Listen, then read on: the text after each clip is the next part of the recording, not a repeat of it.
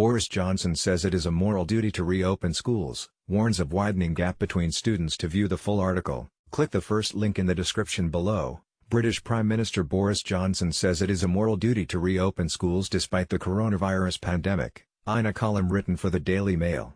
Johnson has found himself in a difficult situation after Dr. Mary Bousted, head of the National Education Union, urged schools to ignore threatening noises from the government and refuse to reopen until the institutions feel safe, the Telegraph reported. Bousted told members they cannot trust government guidance, instead looking to local models for safe reopening plans.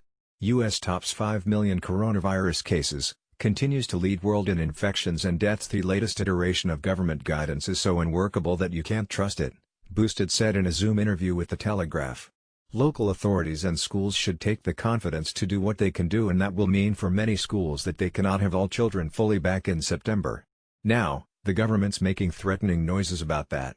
But in the end, they won't be able to carry out their threats.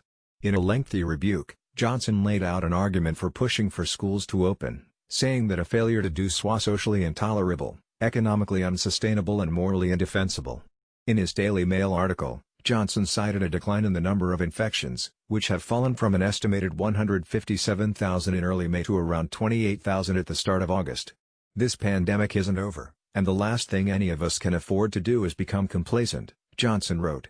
But now that we know enough to reopen schools to all pupils safely, we have a moral duty to do so.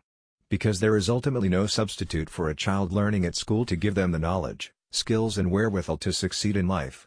Britain faces record migrant influx via English Channel, demands France crack down. Johnson argued that the move to remote learning heavily favoured the British Prime Minister. Boris Johnson says it is a moral duty to reopen schools despite the coronavirus pandemic. In a column written for the Daily Mail, Johnson has found himself in a difficult situation after DR. To view the full article, click the first link in the description below.